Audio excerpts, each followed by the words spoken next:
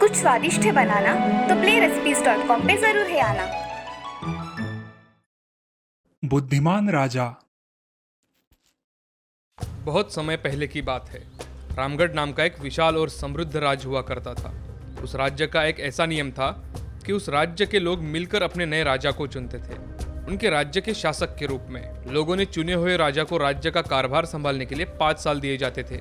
उन 5 सालों में वह व्यक्ति राज्य का महाराज बनता था और ये 5 साल पूरे हो जाने के बाद उस राजा को नदी के दूसरे किनारे एक घने जंगल में छोड़ दिया जाता था। ऐसा नियम था। इस साल रामगढ़ में से राजा तो चले गए थे, मगर लोगों को इस बार बहुत बुद्धिशाली राजा उनको उनके राज्य के लिए चाहिए था और इसी की खोज करते करते उनका 1 साल गुजर गया, मगर उन्हें राजा बनने के योग्य कोई बुद्धिमान व्यक्ति मिला ही नहीं। एक दिन राज्य के मंत्री को पड़ोस के ही एक गांव में तेजाराम नाम का बहुत बुद्धिमान व्यक्ति रहता है ऐसा पता चला। तेजाराम बहुत ही बुद्धिमान व्यक्ति था। उसकी बुद्धि की सच में जितनी प्रशंसा की जाए उतनी कम थी। तेजाराम लोगों की नज़र में बहुत बुद्धिमान व्यक्ति था। राज्य का मंत्री उस गांव आया और उसने देखा सबकी मुंह पर तेजाराम का ही नाम है। उसका नाम सुनते ही मंत्री मन ही मन सोचने लगा, मुझे एक बार इस तेजाराम से मिलना ही पड़ेगा। इतने लोग बोल रहे हैं, यानी कुछ ना कुछ तो खास बात है ही उस व्यक्ति में। ऐसा सोचकर मंत्री तेजाराम से मिलने उसके घर चला जाता है। तभी वह देखता है तेजाराम और उसकी पत्नी घर के बाहर बैठकर आंगन में बातें कर रहे हैं। अजी, मैंने सुना है कि लोगों को नए बुद्धिमान राजा की तलाश है। हाँ भाग्यवान, तुमने बिल्कुल सही सुना है। मैंने भी यही सुना है। ऐसी बातें कर ही रहे थे तभी मंत्री वहां आ जाता है और तेजाराम से, जी मैं तेजाराम जी से मिल सकता हूँ? जी कहिए, मैं ही तेजाराम हूँ। मैं आपकी क्या सेवा कर सकता हूँ? जी मैं रामगढ़ का मंत्री हूँ। लोगों ने मुझे इस राज्य का नया राजा ढूंढने की जिम्मेदारी दी है। हाँ हुजूर, मैंने आपके बारे में बहुत सुना है, लेकिन इस काम में मैं आपकी क्या सहायता कर सकता हूँ? हम सब सोच रहे हैं कि इस राज्य को एक बुद्धिमान राजा की आवश्यकता है और मैंने आपके बुद्धिमानी होने के कई किस्से सुने हैं, इसलिए मैं आपको इस पद पर लोगों की ओर से नियुक्त करना चाहता हूँ।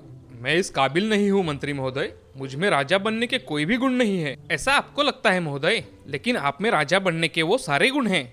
मंत्री के ऐसा कहने पर तेजाराम सोच में डूब गया और थोड़ी देर बाद मंत्री से कहा, मंत्री महोदय, आप मुझे सोचने के लिए 1 दिन का वक्त दीजिए। मैं अपने परिवार से विचार विमर्श करके आपको बताता हूँ।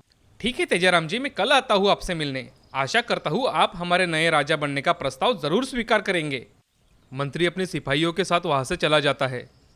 तभी सावित्री तेजाराम से, अजी क्या हुआ आपको? आपका मुंह क्यों उतरा हुआ है? इतनी अच्छी संधि आपको मिली है और आप मुंह लटका कर खड़े हो। क्या तुम्हें पता है, राजा के राज्य के 5 साल बाद उसे नदी के दूसरे किनारे के बड़े घने जंगल में छोड़ दिया जाता है। आज तक कोई नहीं जान पाया कि आज तक के राजाओं का वहां जाकर क्या हाल हुआ है। ना ही उनमें से कोई राजा आज तक वापस आया है। अजी, आप तो बड़े बुद्धिमान हो। आप क्यों न कोई हल ढूंढ लेते इस बात का? तेजाराम सोचने लगता है। बहुत सोचने के बाद तेजाराम मंत्री के पास जाता है। मंत्री महोदय, मैं इस राज्य का राजा बनने के लिए तैयार हूँ, मगर मेरी एक शर्त है। मुझे पहले राजाओं को आप उनका राज्य कारोबार खत्म होने के बाद जहाँ छोड़कर आते थे वो जगह देखनी है। उसी के बाद मैं आपके इस राज्य का राजा बनूंगा। जैसा आप ठीक समझे, मुझे आपकी ये शर्त मंजूर है। ऐसा कहकर मंत्री और तेजाराम राज्य के राजधानी में चले जाते हैं और वहां जाकर दोनों नदी पार करके उस जगह जाते हैं जहां राजाओं को 5 साल पूरे होने के बाद छोड़ दिया जाता था। वहां जाते ही मंत्री, महाराज यहाँ लाकर ही सभी राजाओं को छोड़ दिया जाता है और किसी की मरने की खबर आते ही उनके घर वालों को बता दिया जाता है। यहाँ आने वाला कोई भी राजा बचकर नहीं जा सकता, क्योंकि यहाँ हिंसक पशुओं का वास्तव्य है। हाँ महाराज, आपने सही सोचा। ऐसा कहकर तेजाराम वहां से थोड़ी दूर आगे चलता है तो उसे कंकाल दिखाई देते हैं और वो सोचने लगता है, मैं जो मन में सोच रहा हूँ वही सही है। मैं इस राज्य का राजा बन सकता हूँ और इसका उपाय भी निकाल सकता हूँ। ऐसा मन में सोचकर तेजाराम वहां से मंत्रियों के साथ वापस राज्य में आता है और राज्य में आने के बाद कुछ दिनों में तेजाराम को राजा घोषित कर दिया जाता है। तेजाराम के राजा बनते ही सारे राज्य में शांति प्रस्थापित हो जाती है और तेजाराम अपना हर काम लोगों का विचार करके किया करता था। तेजाराम अपनी बुद्धिमत्ता की जोर पर हमेशा हर समस्या का समाधान किया करता था। तेजाराम के राजा बनने के बाद कुछ महीने बीत जाते हैं। तभी राजा सभी मंत्रियों की बैठक बुलाकर उनसे कुछ योजनाओं पर बात करता है। मैंने आप सभी को यहाँ एक महत्वपूर्ण कार्य से बुलाया है और इसकी जिम्मेदारी तुम सभी मंत्रियों को लेनी होगी। हमारे नगर में जंगली जानवर बहुत आते हैं, इसलिए नगर के पास का घना जंगल तोड़ दिया जाए और ये काम तुरंत शुरू हो जाना चाहिए। जी महाराज, आपके इस आदेश का जरूर पालन होगा। ऐसा कहते ही मंत्री राजा का आदेश मानते हुए नगर के पास का जंगल तोड़ने का काम पूरा कर देते हैं। कुछ दिन बाद राजा वहाँ बड़ी बड़ी सड़कें बना देते हैं। सड़क बन जाने के बाद उस जंगल के पास नए नए ऊंचे मकान और महल बांधने का काम किया जाता है। 2 साल में वह काम भी पूरा हो जाता है। अब उस राज्य में बहुत सारे लोग रहने के लिए आ जाते हैं। उस नगर में बहुत सारे लोग रहने आने के कारण वहाँ सब सुख सुविधाएं उपलब्ध की गई। वहाँ खाने का सामान, रहने का सामान तथा वहाँ आने जाने के लिए घोड़ा गाड़ी का भी इस्तेमाल होने लगा। राजा ने अगले साल वहाँ एक पानी का बड़ा तालाब बना लिया, जिसका पानी साल भर लोगों को मिल सके। ऐसी बहुत सी योजनाएं उसने अपने कार्यकाल में करके रखी, जो उसे उसका कार्यकाल समाप्त होने के बाद उसे और उसके लोगों को काम आए। अब एक दिन मंत्री महाराज से, महाराज अब आपको 1 साल में यहाँ से जाना होगा, फिर से हमें एक नया राजा ढूंढना पड़ेगा। हाँ, ये हमारे राज्य की प्रथा है और इसे कोई नहीं बदल सकता, और मैं भी अभी जाने के लिए बेताब हूँ। महाराज एक बात पूछूं? हर राजा यहाँ से जाता है तो बहुत मायूस हो जाते हैं, और आप ऐसे पहले राजा हो जो कार्यकाल खत्म होने से पहले ही आपको वहाँ जाने की उत्सुकता है। ऐसा क्यों महाराज? मैंने बहुत सोचकर ये निर्णय लिया है। अब मैं शांति से 5 साल बाद अपना जीवन व्यतीत कर सकता हूँ। समय आने पर आपको सब पता चलेगा। ऐसा कहकर महाराज वहाँ से चले जाते हैं। तभी महारानी सावित्री ये सब बातें सुन लेती है और महाराज सावित्री के पास जाकर, महारानी आप बड़ी चिंता में लग रही है। महाराज, अब हमारे 5 साल पूरे होने को है। अब आपको इस राज्य की नियम के तहत जंगल में जाना होगा, और आप जाने के बाद हम क्या करेंगे? आप इतना मत सोचिए, मैं वहाँ सुरक्षित रहूंगा और आप भी मेरे साथ आने वाली है वहाँ। सच में महाराज? हाँ, मगर वक्त आने पर आपको सब पता चलेगा। ऐसा कहकर महाराज चुप हो जाते हैं। दिन बीत जाते हैं। अब 1 साल कैसे बीत जाता है किसी को पता भी नहीं चलता। अब महाराज को जंगल छोड़ने का समय आ जाता है। ये सब देखकर प्रजा बहुत दुखी थी। महाराज आप मत जाइए, आपको भी वहाँ के जंगली जानवर बाकी राजाओं की तरह मार डालेंगे। मैं यहाँ के नियमों के अनुसार यहाँ सिर्फ 5 साल तक राजा था, और अब मुझे उस जंगल में जाना ही पड़ेगा। महाराज आप हमें छोड़कर मत जाइए, हमें नया राजा नहीं चाहिए। मैंने इन 5 सालों में बहुत सोच समझकर निर्णय लिए हैं। वहाँ के पेड़ काटकर वहाँ बड़े बड़े रास्ते बनाए हैं और वहाँ बहुत बड़े बड़े घर बनवाए हैं। अब वहाँ कोई जंगली पशु नहीं आता, और वो जगह इतनी निसर्गरम्य है कि अब वहाँ कोई भी अपना जीवन खुशी खुशी बिता सकता है। राजा की ये सारी बातें लोग आश्चर्य से सुन रहे थे और उनकी बुद्धिमत्ता की तारीफ कर रहे थे। अब राजा भी उस पुराने जंगल में चला जाता है, मगर अब उस जंगल का नया रूप लोगों को देखने को मिलता है। वह सारे लोग मन ही मन सोच रहे थे, हमारा राजा कितनी दूरदृष्टि से काम करता है, हमें तो पता ही नहीं चला कि महाराज ने ये सब कब किया। मगर हमारे महाराज की बुद्धिमत्ता का कोई जवाब नहीं। राजा हो तो ऐसा जो दूर की सोचे। महाराज अब नए नगर में चले जाते हैं और वहां जाकर रहने लगते हैं। तभी मंत्री लोगों से, चलो हमें हमारे राज्य में लौट जाना चाहिए, अब हमें नया राजा ढूंढना पड़ेगा, मगर हमारे बुद्धिमान राजा तो हमेशा महाराज तेजाराम ही रहेंगे। तो दोस्तों, इस कहानी से हमें ये सीख मिलती है कि जिंदगी में हर चीज नियोजन के साथ करनी चाहिए। अपनी बुद्धिमत्ता का हमेशा अच्छी तरह से उपयोग करना चाहिए। हर समस्या का कोई ना कोई हल जरूर होता है, सिर्फ हमें ढूंढने की जरूरत होती है। माँ का प्यार। गंगापुर नाम के गांव में कमला नाम की एक दूध वाली रहा करती थी। उसे एक छोटी बच्ची थी जिसका नाम था सुमन। सुमन दिखने में बहुत खूबसूरत थी और काफी समझदार भी थी। वो अपने माँ से कभी किसी चीज के लिए जिद नहीं किया करती थी। अब सुमन 5 साल की हो गई थी और कमला ने उसका स्कूल में दाखिला कर दिया था। सुमन स्कूल जाकर मन लगाकर पढ़ाई करती थी और उसी के साथ साथ घर आकर अपनी माँ को भी उसके कामों में मदद करती थी। दिन ब दिन सुमन बड़ी हो रही थी। जब सुमन छोटी थी तभी उसके पिताजी गुजर गए थे, इसीलिए घर की सारी जिम्मेदारी कमला पर थी। ऐसे ही एक दिन सुमन को बहुत तेज बुखार आया और कमला उसे उठाकर अस्पताल में लेकर गई। अरे बिटिया, आंखें खोलो, हम अस्पताल जा रहे हैं। माँ, बहुत थकावट लग रही है मुझे। बेटा, बहुत तेज बुखार होने के कारण तुम्हें थकावट लग रही है। बस हम पहुंच ही गए, चलो। अस्पताल में डॉक्टर उसका चेकअप करते हैं। इसे थोड़ा तेज बुखार है, मैं दवाइयाँ लिख कर देता हूँ, आप सुबह शाम देते रहना। जी डॉक्टर साहब। ऐसा कहकर कमला सुमन को लेकर घर चली आती है। कुछ समय बाद उसे खाना खिलाकर दवाइयाँ देती है। शाम होते होते उसका बुखार कम हो गया। बेटी, कल घर पर रहकर ही आराम करना, ठीक है? हाँ माँ। चलो अब हम सो जाते हैं। कमला और सुमन सो जाती है। अगली सुबह उठकर कमला अपना काम पूरा कर लेती है और दूध बेचने गांव में चली जाती है। यहाँ सुमन घर में ही रहकर आराम कर रही थी और साथ ही में घर के छोटे मोटे काम भी कर रही थी। तभी सुमन की सहेली रश्मि उसके घर आई। अरे सुमन, आज तुम स्कूल क्यों नहीं आई? मुझे कल बहुत तेज बुखार था, इसी वजह से मैं आज स्कूल में नहीं आई। अच्छा, अब कैसा लग रहा है? अब अच्छा लग रहा है, चलो हम खेलते हैं। ऐसा कहकर सुमन और रश्मि आंगन में खेलने लगी। बहुत देर खेलने के बाद दोनों थक गई और सुमन आराम करने घर में चली आई। सुमन थोड़ी ही देर में सो गई और कुछ देर बाद उसकी माँ घर आई। बेटी रश्मि, तुम कब आई? चाची, मैं कब से आई हूँ। हम दोनों ने बहुत खेल खेले, इसलिए सुमन बहुत थक गई है और वह सो गई। अब आप आ गई है तो मैं अपने घर चली जाती हूँ। ऐसा कहकर रश्मि वहां से चली जाती है। कमला सुमन के पास बैठकर उसका बुखार देखती है। अब सुमन को बुखार नहीं था, इसलिए कमला अपने काम में लग गई। थोड़ी ही देर बाद कमला को सुमन की आवाज आई। माँ, मेरा पूरा बदन दर्द कर रहा है। हाँ मेरी बच्ची, अब तुम खाना खाकर दवाइयाँ ले लेना, जिससे तुम्हें आराम मिलेगा। ऐसा कहकर कमला उसे खाना खिलाती है और दवाइयाँ देकर सुला देती है। ऐसे ही कुछ दिन बीत गए। अब सुमन एकदम ठीक ठाक हो गई और कमला भी हर रोज की तरह दूध बेचने लगी। इधर सुमन भी स्कूल जाने लगी थी। ऐसे ही एक दिन स्कूल से आते वक्त सुमन को रास्ते में एक कुत्ते का पिल्ला दिखाई दिया जो जख्मी था। सुमन उसे उठाकर अपने घर लेकर आई। कुछ देर बाद कमला घर आई। बेटी सुमन, ये कुत्ता कैसे आया हमारे यहाँ? अरे माँ, रास्ते में इसको जख्मी अवस्था में देखा तो मैं उसे उठाकर घर लेकर आई। अच्छा ठीक है, चलो हम इसे पट्टी बांध देते हैं। हाँ माँ।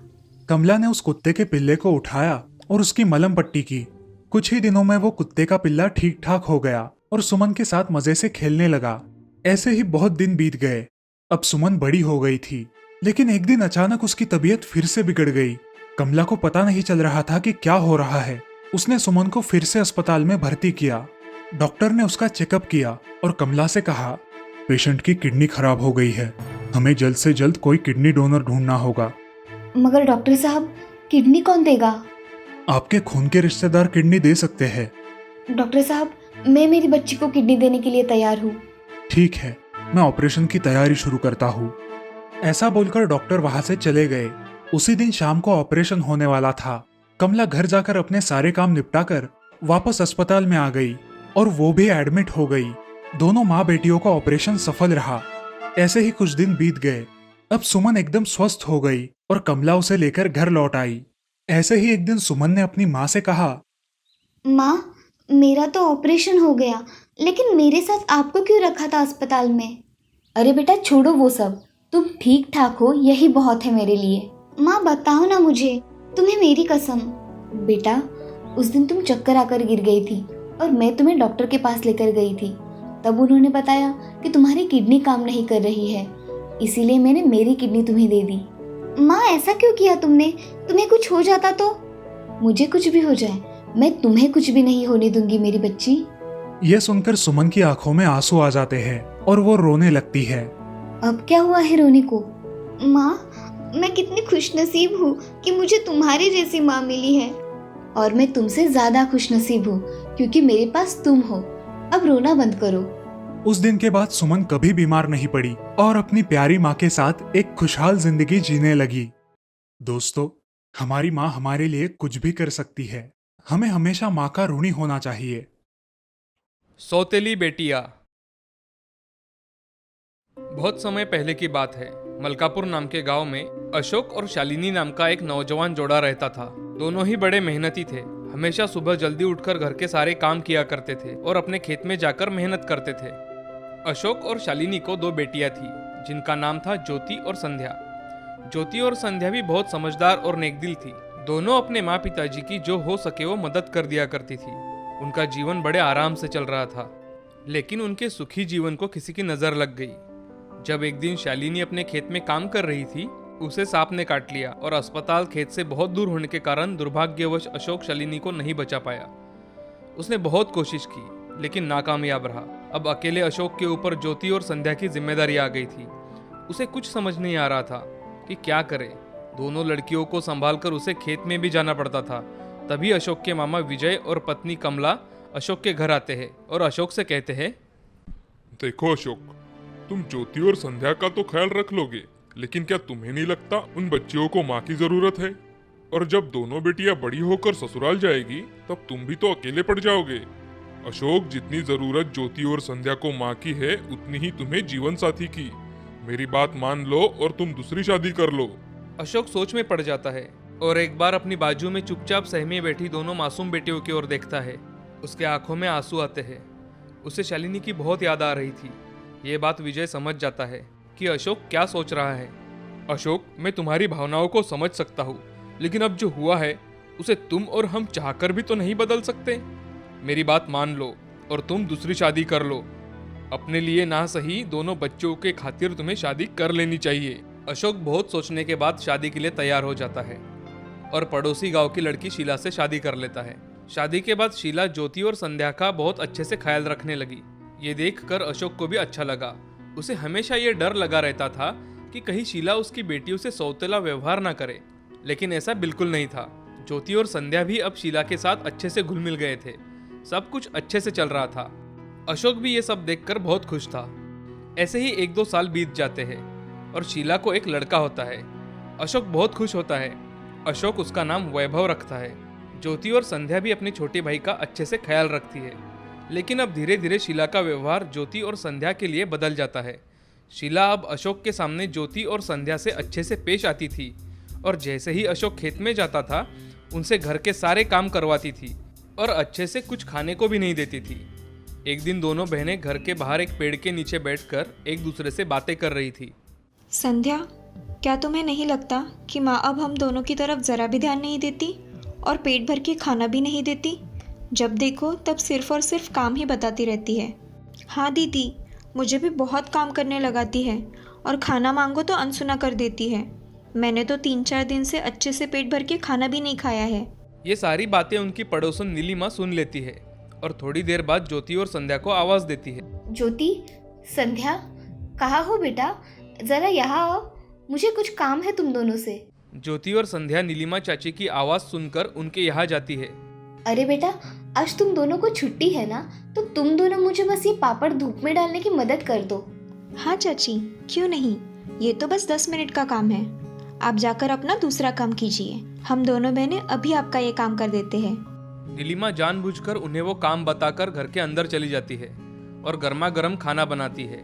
तभी थोड़ी देर में संध्या नीलिमा चाची को आवाज लगाती है। अरे चाची, कहाँ हो आप? सारे पापड़ हमने धूप में डाल दिए हैं, आकर देख लो। अरे बेटा, आप दोनों अंदर आ जाओ, और एक काम है।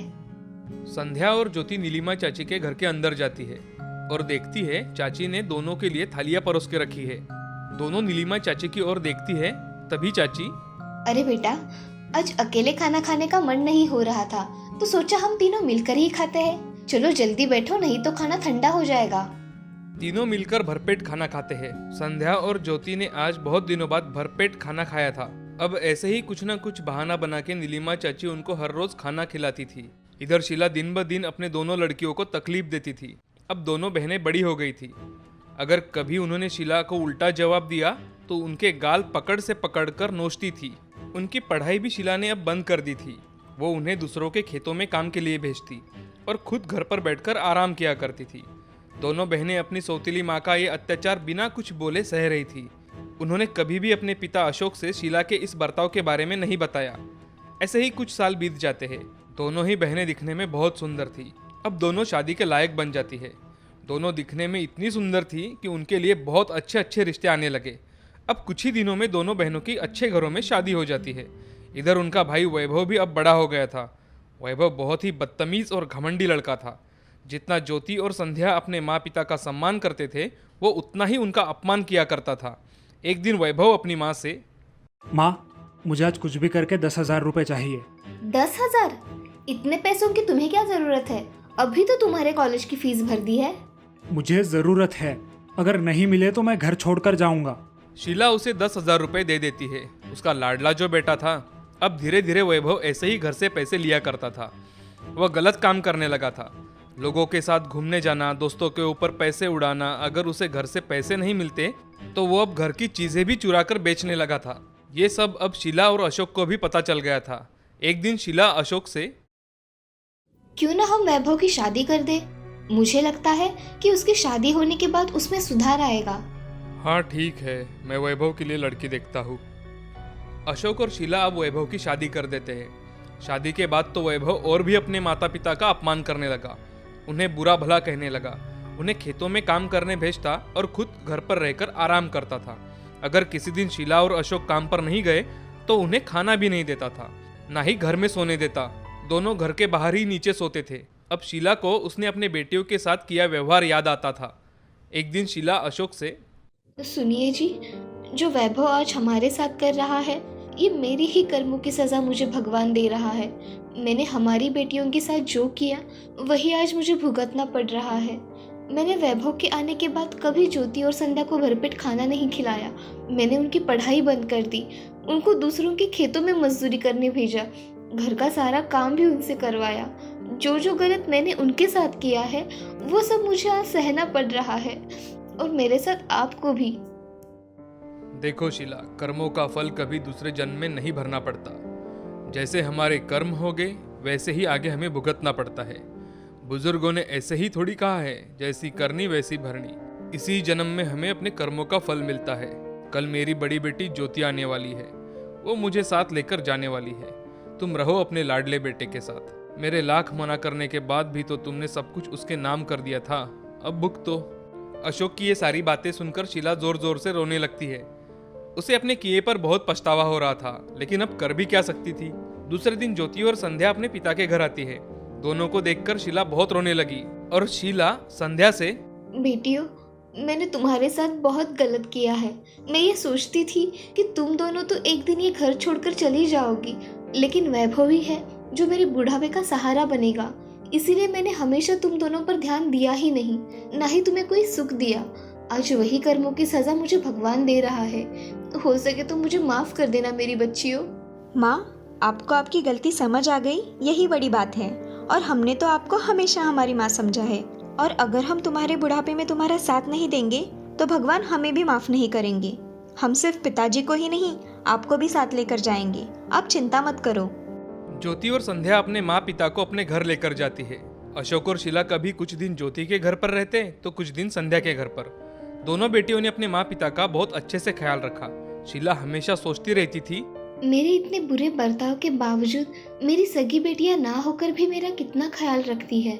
और जिसे मैंने जन्म दिया, सबसे ज्यादा जिसे प्यार किया, जिसकी हर जरूरत मैंने उसके इशारे पर पूरी की, उसी ने मुझे घर से बाहर निकाल दिया। शायद ये सब मेरे बुरे कर्मों की वजह से ही है। देखा दोस्तों, आज हम जो बीज बोते हैं उसका ही फल पाते हैं। इसलिए जीवन में हमेशा अच्छे कर्म करो, जितनी हो सके उतनी दूसरों की मदद करो, किसी के प्रति ईर्ष्या मत करो। आखिर ये बात हमेशा सच होती है, जैसी करनी वैसी भरनी। हम जो कुछ भी कर्म करते हैं उसका ही फल हमें इसी जीवन में मिलता है।